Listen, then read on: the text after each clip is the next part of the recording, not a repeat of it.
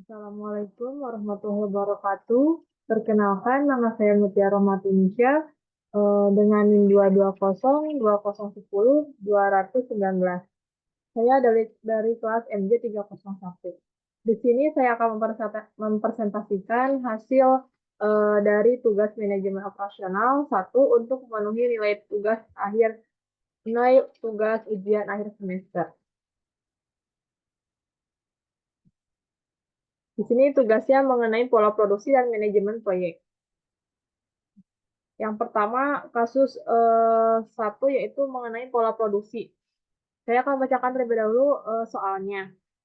PT Muzak mempunyai pola penjualan per triwulan dalam unit sebagai berikut. Triwulan 1 memiliki 250 unit, triwulan 2 400 unit, triwulan 3 1050 unit, dan triwulan 4 450 unit. Perusahaan akan memenuhi penjualan tersebut dengan salah satu alternatif pola produksi berikut ini. A. Pola produksi konstan pada tingkat 500 unit per triwulan 1 per triwulan. B. Pola yang bergelombang dengan mengikuti pola penjualan. C. Pola produksi moderat dengan ketentuan bahwa untuk triwulan 1 dan triwulan 2 berproduksi pada tingkat 450 unit. Dan kemudian pada triwulan 3 dan 4 berproduksi pada tingkat 850 unit. Informasi lain yang ada dalam perusahaan adalah sebagai berikut. 1. Kapasitas maksimum 1000 unit per triwulan. 2. Biaya simpan sebesar Rp100 per unit per triwulan. 3. Biaya perputaran tenaga kerja sebesar Rp4.000 untuk setiap kenaikan produksi sebesar 200 unit.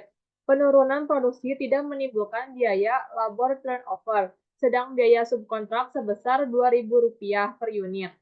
Yang keempat, upah lembur sebesar Rp1.000 harus dibayarkan apabila hasil produksi lebih dari 700 unit. Pertanyaannya, tentukan pola produksi mana yang sebaiknya dipilih oleh perusahaan.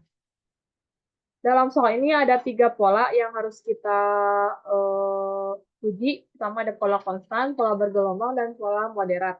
Yang pertama ada pola konstan, yaitu biaya perputaran tenaga kerja dalam pola produksi konstan, maka produksi tiap triwulan akan selalu sama atau tetap besarnya. Oleh karena itu, tidak akan terjadi perputaran tenaga kerja. Berhubung kebutuhan tenaga kerjanya juga tidak berbeda antara triwulan yang satu dengan yang lain. Yang kedua, untuk biaya simpannya. Yang pertama, pada triwulan 1, produksi kita adalah 500 unit, sedangkan permintaan hanya sebesar 250 unit. Berarti terdapat kelebihan produksi di atas permintaannya sebesar 250 unit. Kelebihan produksi tersebut harus disimpan dan menanggung biaya simpan sebesar 250 unit dikali Rp100 sama dengan Rp25.000. Kemudian pada triwulan kedua, produksi tetap 500 unit, sedangkan permintaan sebesar 400 unit. Berarti masih terjadi kelebihan produksi pada triwulan itu sebesar 100 unit. Di samping itu, kelebihan produksi pada triwulan 1 dan triwulan 2 masih harus kita simpan juga. Oleh karena itu, pada triwulan 2 harus menanggung beban biaya penyimpanan untuk kelebihan produksi pada triwulan 2 sebesar 100 unit dan kelebihan produksi pada triwulan 1 sebesar 250 unit. Total menjadi 350 unit. Jadi biaya penyimpanan pada triwulan 2 yaitu 350 dikali Rp100 sama dengan Rp35.000.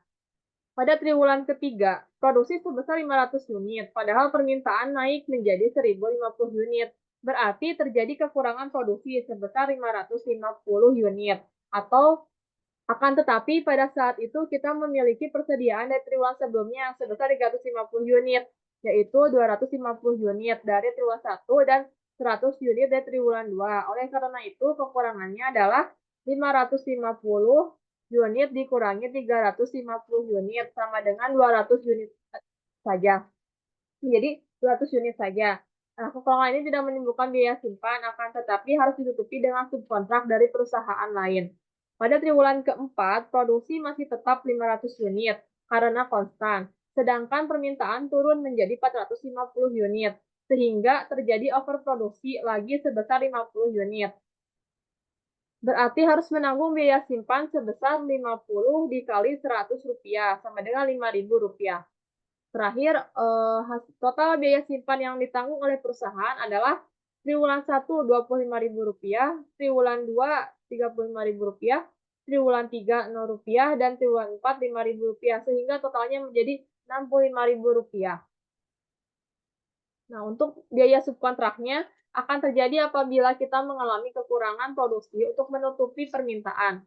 Hal ini terjadi pada triwulan 3, di mana produksi hanya 500 unit ditambah persediaan yang masih ada 350 unit. Jumlah tersebut tidak mampu menutupi kebutuhan yang ada pada saat itu sebesar 1.050 unit, sehingga terjadi kekurangan sebanyak 200 unit. Jumlah itu harus disubkontrakkan pada perusahaan lain dan akan menanggung biaya subkontrak sebesar 200 dikali Rp2.000 sama dengan Rp400.000. Rekapitulasi biaya bagi pola produksi konstan adalah sebagai berikut. Biaya perputaran tenaga kerja Rp0, biaya simpan Rp65.000, biaya kerja lembur Rp0, biaya subkontrak Rp400.000, sehingga totalnya menjadi Rp465.000. Nah, kemudian berdasarkan pola bergelombang. Biaya simpan. Bagi pola produksi bergelombang, tidak ada biaya simpan karena produksi selalu mengikuti permintaannya, sehingga tidak pernah terdapat adanya kelebihan produksi di atas permintaan yang harus disimpan. Untuk biaya perputaran tenaga kerjanya, dari triwulan 1 ke triwulan 2 terdapat kenaikan produksi sebesar 150 unit atau dari 250 menjadi 400 unit. Oleh karena itu, eh, kenaikan produksi sebesar 150 unit, maka tidak akan menanggung biaya perputaran tenaga kerja. Yang kedua, dari triwulan 2 ke triwulan 3 terdapat lagi kenaikan produksi sebesar 600 unit atau dari 400 unit menjadi 1000 unit. Yaitu atau maksimum kapasitas. Oleh karena itu, harus menanggung biaya perputaran tenaga kerja sebesar 600 dibagi 200 dikali Rp4.000, sama dengan Rp12.000.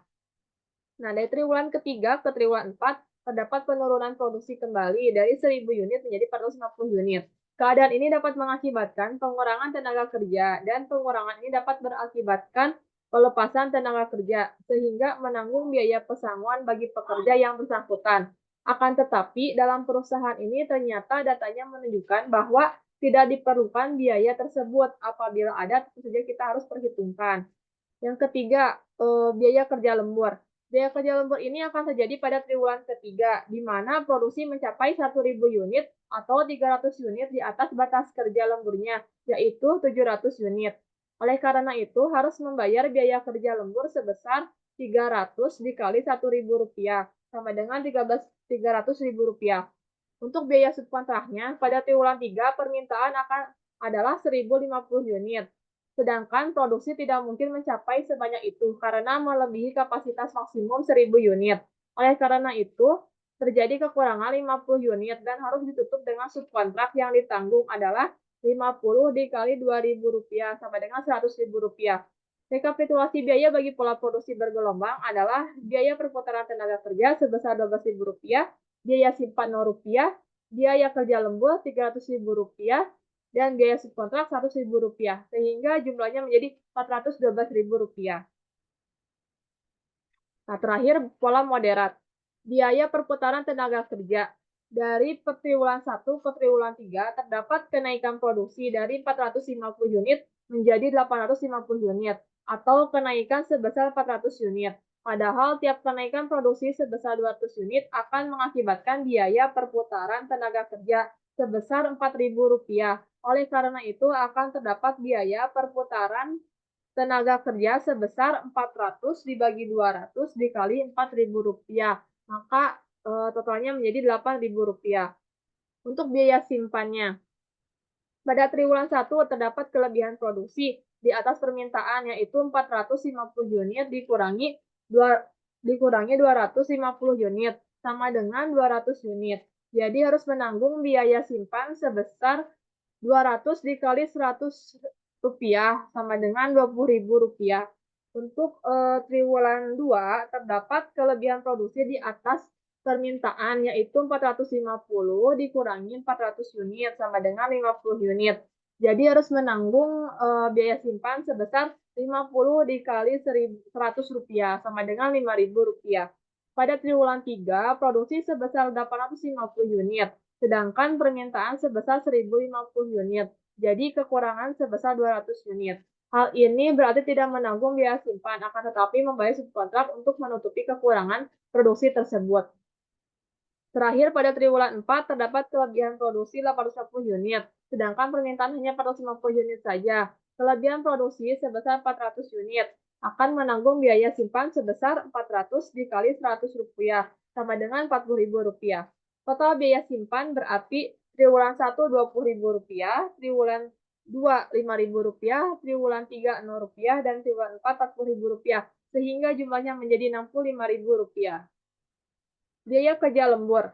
Kerja lembur terjadi pada triwulan 3 dan 4, karena pada saat itu produksi melebihi 700 unit. Jadi masing-masing triwulan menanggung biaya kerja lembur untuk kelebihan di atas 700 unit itu sebesar Rp1.000. Maka pada triwulan 3 biaya kerja lemburnya yaitu 150 dikali Rp1.000 menjadi Rp150.000. Pada triwulan 4, 150 dikali Rp1.000 sama dengan Rp150.000. Sehingga jumlah biaya kerja lembur sebesar Rp300.000. Yang terakhir, biaya subkontrak. Seperti telah dibahas di muka, pada triwulan 3 akan terjadi kekurangan produksi dan persediaan untuk menutup permintaan. Kekurangan tersebut adalah 1.050 dikurangi 850 sama dengan 200 unit. Oleh karena itu, biaya subkontraknya yaitu 200 dikali Rp2.000 sama dengan Rp400.000. Maka rekapitulasi biaya bagi pola produksi moderat adalah biaya perputaran tenaga kerja sebesar Rp8.000, biaya simpan Rp65.000, biaya kerja lembur Rp300.000, dan biaya subkontrak Rp40.000. Rp400.000. Maka totalnya menjadi Rp773.000. Nah, total biaya atau incremental cost masing-masing pola produksi berdasarkan 3 pola yang sudah kita cari tadi, yaitu pola produksi konstan sebesar Rp465.000, pola produksi moderat Rp773.000, dan pola produksi bergelombang Rp412.000. Maka pola produksi yang sebaiknya dipilih oleh perusahaan adalah pola produksi bergelombang karena memiliki kenaikan incremental cost paling kecil, yaitu sebesar Rp412.000. Ini adalah jawaban untuk kasus pertama yang mengenai pola produksi. Kemudian kasus kedua mengenai manajemen proyek. Untuk soalnya, perkiraan waktu untuk proyek pembuatan lini produksi pada sebuah pabrik elektronik di Tangerang adalah sebagai berikut. Kegiatan A memiliki waktu 6 jam tanpa pendahulu. Kegiatan B memiliki waktu 7 jam tanpa pendahulu. Dan kegiatan C memiliki waktu 5 jam dengan pendahulu A. Kegiatan D waktu 6 jam dengan pendahulu B dan C. Kegiatan E memiliki waktu 5 jam dan pendahulu B dan C. Kegiatan F memiliki waktu 8 jam dengan pendahulu D. Dan kegiatan G waktu 4 jam pendahulunya E dan F. Pertanyaannya, gambarkan jaringan proyek dan hitunglah slack time-nya dan tunjukkan jalur kritis pada proyek ini. Nah, ini adalah gambar jaringan proyeknya. A 6 tidak punya pendahulu, B juga sama tidak punya pendahulu, dan C ke E dan ke D, begitupun juga B ke E dan ke D, terus D ke F tadi, F ke G, dan E ke G. Tadi, nah, ini perhitungan untuk menentukan slack time-nya. Ini IS-nya untuk A0, IF-nya 6, LS-nya 0, dan LF-nya 6. Ini perhitungannya untuk menentukannya.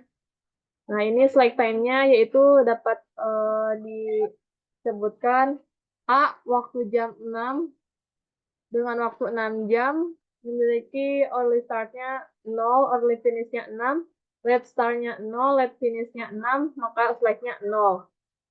Untuk kegiatan B dengan waktu 7 jam memiliki early start 0, early finish 7, late start 4, late finish 11, dan slack time-nya 4. Kegiatan C, waktu 5 jam, early start-nya 6, early finish-nya 11, late start-nya 6, dan late finish-nya 11, sehingga slack time-nya 0. Nah, D, untuk waktu 6 jam, early start-nya 11, early finish-nya 17, late start-nya 11, dan late finish-nya 17, sehingga slack time-nya juga 0. Untuk kegiatan E, dengan waktu 5 jam memiliki early start 11, early finish 16, early start 20, late finish 25, slack time-nya 9. Untuk kegiatan F dengan waktu 8 jam memiliki early start 17, early finish 25, late start 17, late finish 25, maka slack-nya juga 0. Untuk kegiatan G, waktu 4 jam, early start-nya 25 dan early finish-nya 29, late start-nya 25, late finish-nya 29, maka hasil select time-nya juga 0. Jadi jalur kritis pada proyek ini adalah A, C, D, F, G, karena mereka memiliki nilai select time-nya 0. Terima kasih, sekian hasil tugas manajemen proyek saya. Mohon maaf ada kekurangan. Assalamualaikum warahmatullahi wabarakatuh.